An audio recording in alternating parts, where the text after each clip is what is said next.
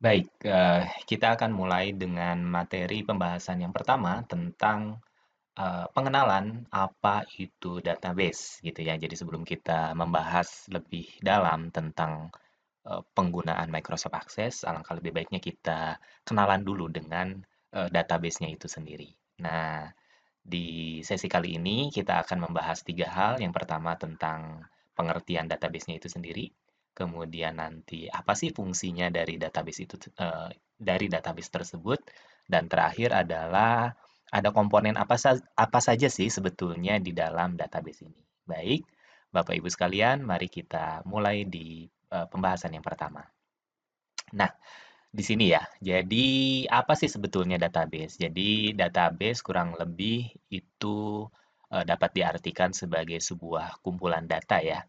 Jadi, sebuah kumpulan data, data-data yang kita perlukan tentunya gitu ya, dikumpulkan lalu disimpan ke dalam sebuah sistem gitu ya. Nah, ke dalam sebuah sistem tertentu dan data-data tersebut saling berhubungan biasanya gitu ya.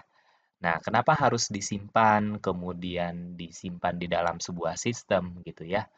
Nah, karena supaya kita bisa mengelola data-data tersebut, kumpulan-kumpulan tersebut dapat dikelola dengan cepat dan mudah tentunya. Nah, oleh karena itu, inilah salah satu pentingnya dari adanya database di sistem kita ataupun di institusi kita, gitu ya.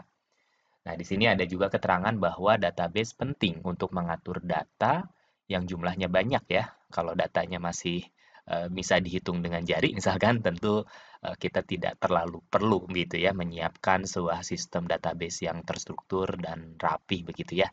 Mungkin kita tulis di dalam file biasa, dalam file Word gitu ya, itu mungkin sudah cukup. Atau bahkan lebih lebih ekstrim lagi gitu ya, kita tulis di dalam kertas gitu ya, kalau datanya masih di dalam hitungan jari, nah itu masih bisa kita kelola. Tapi kalau sudah datanya, recordnya gitu ya, sudah ribuan bahkan jutaan barangkali, nah itu kita akan kesulitan ya. Termasuk gitu ya, kita kalau mengelolanya dalam spreadsheet atau dalam file Excel. Nah itu juga kita akan kesulitan. Nah oleh karena itu alangkah lebih baiknya kalau penyimpanan data atau kumpulan data yang sifatnya sudah banyak itu disimpan dalam format database. Nah, ini contohnya ya, database ini sudah sangat sering kita dengar gitu ya penggunaannya misalkan untuk kebutuhan website, untuk kebutuhan aplikasi, untuk kebutuhan macam-macam ya. Misalkan kita ingin punya database tentang pengelolaan pegawai gitu ya, pengelolaan payroll gitu ya kalau di perusahaan, pengelolaan gaji gitu ya, dan lain sebagainya gitu ya. Nah, itu sangat penting adanya database. Nah, kemudian yang kedua ada sebetulnya apa sih fungsinya dari database itu sendiri? Nah, di sini ya. Jadi, seperti yang sudah dibahas sebelumnya, yang pertama tentu harapannya bisa mempercepat dan mempermudah melakukan identifikasi data. Tadi ya, kalau datanya masih sedikit, tentu kita tidak terlalu kesulitan untuk mencarinya. Tapi kalau sudah ratusan, ribuan, bahkan jutaan data, jutaan record gitu ya. Nah, kalau tidak disimpan ke dalam sebuah format database yang baik, itu biasanya akan sulit gitu ya untuk mengidentifikasi datanya. Kemudian yang kedua adalah fungsi database adalah untuk mengontrol data secara terpusat, betul ya tadi ya. Jadi eh, ketika data terpisah-pisah gitu ya, formatnya berbeda-beda, tempatnya berbeda-beda, filenya di komputer yang tersebar itu biasanya itu kita kesulitan ya. Nah, oleh karena itu dengan adanya sistem database, kita bisa mengontrol data akan lebih baik. Selanjutnya, nah ini juga penting ya. Mungkin kalau datanya masih sedikit kita tidak masalah, tapi kalau sudah datanya banyak, itu akan sangat-sangat merepotkan kita, yaitu duplikasi data gitu ya. Duplikasi data. Nah, harapannya dengan kita menyiapkan sebuah sistem database, kita akan menghindari eh, data-data yang terduplikasi. Kemudian yang keempat, menyimpan data dengan lebih aman tadi ya. Dengan adanya sistem database, biasanya aplikasi-aplikasi ataupun sistem-sistem database ini juga dilengkapi dengan sistem keamanan gitu ya. Bagaimana apakah itu paling minimal tentu ada passwordnya begitu ya. Jadi tidak sembarangan orang itu bisa masuk ke dalam sistem database tersebut begitu ya. Lalu kemudian kalau lebih advance-nya lagi misalkan kalau disimpannya di server atau di cloud, Itu biasanya juga ada masalah portnya dan lain sebagainya, ada firewall dan sebagainya itu nanti kita bisa siapkan. Tapi nanti ya, itu di level advance-nya. Lalu selanjutnya menghemat biaya tentu ya, dengan adanya database terpusat, kemudian tidak ada redundansi data, duplikasi data, itu akan sangat-sangat menghemat biaya kita. Dan terakhir ada dapat diakses multi-user. Nah, ini juga penting ya. Kalau si database-nya itu nanti sudah sifatnya disimpan di server, apalagi gitu ya. Nah, itu harapannya bisa oleh semua stakeholder yang berkepentingan tentunya ya. Tentu nanti ada hak aksesnya, apakah di password dan sebagainya. Nah, tapi si data tersebut bisa diakses oleh user yang banyak begitu. Nah, selanjutnya apa sih komponen database gitu ya? Jadi komponen database yang paling utama begitu ya, itu adalah tabel sebenarnya gitu ya.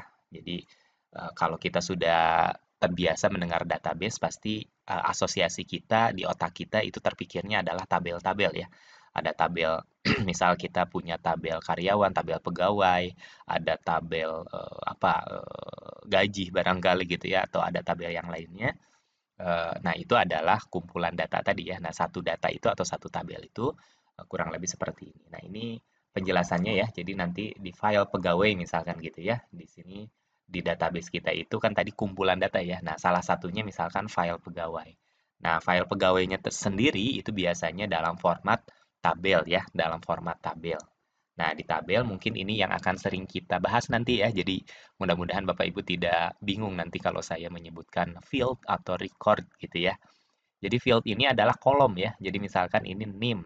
Name itu adalah field gitu ya atau kolom. Nama field gitu ya, alamat field. Jadi yang apa? Yang kolom gitu ya. Itu disebutnya field kalau dalam istilah database. Nah, kalau kalau barisnya ini ya, misalkan Andi Kurnia, Anissa Ayu, Andi Kakur, Nisa Ayu dan seterusnya, itu disebutnya record gitu ya.